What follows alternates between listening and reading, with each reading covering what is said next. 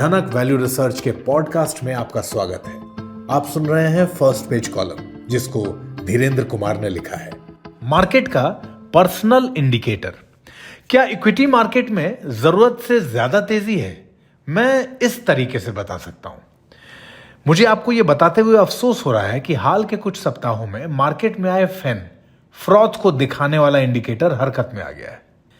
क्या आप यह सुनकर हैरान हुए? मुझे थोड़ा पीछे जाकर इस बात को खुलकर समझाना चाहिए। क्या भारतीय इक्विटी मार्केट अब बियर के ऐसे मग की तरह दिखने लगा है जिसे बहुत तेजी से भरा गया है? क्या ऊपर जमा हुआ फेन या झाग जल्दी ही बैठ जाएगा या यूं ही बना रहेगा? कोई कैसे पता लगाए कि क्या मार्केट के इस व्यवहार का कुछ ठोस और टिकाऊ आधार है? कुछ ऐसे सीरियस इंडिकेटर हैं जिनका इस्तेमाल आमतौर पर इन सवालों का जवाब देने के लिए किया जाता है, जैसे वैल्यूएशन, मुनाफे का बढ़ना और इस तरह के दूसरे इंडिकेटर। मिसाल के तौर पर जब शेयर मार्केट के इंडिकेटरों के बढ़ने की डेडलाइन गुलाबी अखबारों के बजाय सफेद अखबारों में आने लगती हैं, तो शेयर की कीमतें बढ़ सकती हैं। मेरे पास एक पर्सनल इंडिकेटर भी है जो शेयर मार्केट में आए इस झाग को दिखाए, और यह पिछले 2 दशकों में अचूक रहा है। जब इन्वेस्टमेंट बैंकर वैल्यू रिसर्च का आईपीओ लाने के लिए मुझे कॉल करना शुरू करते हैं, तो मुझे पता चल जाता है कि इक्विटी मार्केट बहुत गर्मा गया है। मैं ये बात गंभीरता से कह रहा हूं। जैसे जैसे मार्केट ऊपर चढ़ता है, आईपीओ की राह आसान हो जाती है और इन्वेस्टमेंट बैंकरों के लिए ये और भी ज्यादा आकर्षक बन जाते हैं। एक वक्त ऐसा आता है जब इन्वेस्टमेंट बैंकर ऐसे बिजनेस के मालिकों को भी लुभाने के लिए बेचैन हो जाते हैं जिन्हें मार्केट में उतरने की जरूरत ही नहीं होती।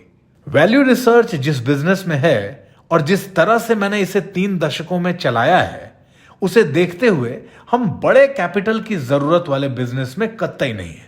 जो कोई भी बैकग्राउंड की थोड़ी बहुत जांच का काम कर सकता है, वो सार्वजनिक तौर पर उपलब्ध जानकारी के जरिए इसे आसानी से जान सकता है। हां, तो मार्केट का फेन दिखाने वाला इंडिकेटर सक्रिय हो गया है। बेशक मैं गलत भी हो सकता हूं। हर चीज कभी ना कभी पहली बार होती है। मैं आपसे अपने सभी स्टॉक और इक्विटी म्यूचुअल फंड बेचने की बात नहीं कर रहा हूं क्योंकि इन्वेस्टमेंट बैंकर मुझे कॉल कर रहे हैं। हालांकि ये मजेदार किस्म के मार्केट इंडिकेटर चाहे जो कुछ भी दिखाएं, इसके बावजूद ये समय कुछ सावधान रहने का है। इसका मतलब यह नहीं है कि मार्केट में गिरावट आएगी ही या अभी मिलने वाला हर मुनाफा एक भ्रम है।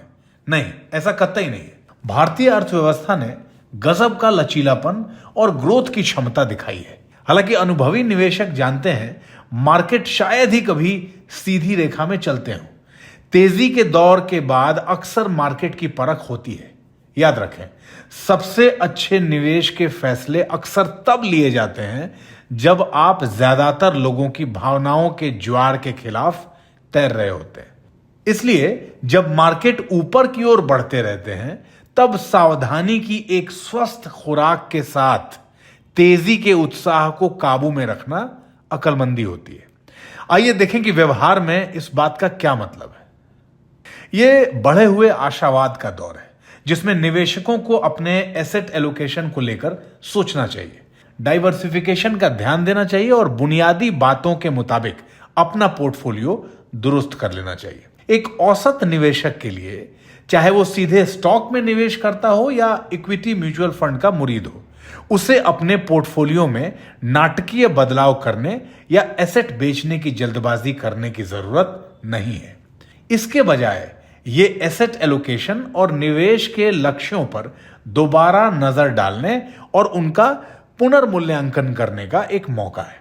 कहीं ऐसा तो नहीं कि आप बड़े रिस्क और बड़े मुनाफे वाले स्टॉक या अग्रेसिव इक्विटी फंड्स में बहुत ज्यादा निवेश कर रहे हैं? क्या आपने बाजार के लुभावने मुनाफे के चलते अपने तय किए हुए एसेट एलोकेशन को ताक पर रख दिया है?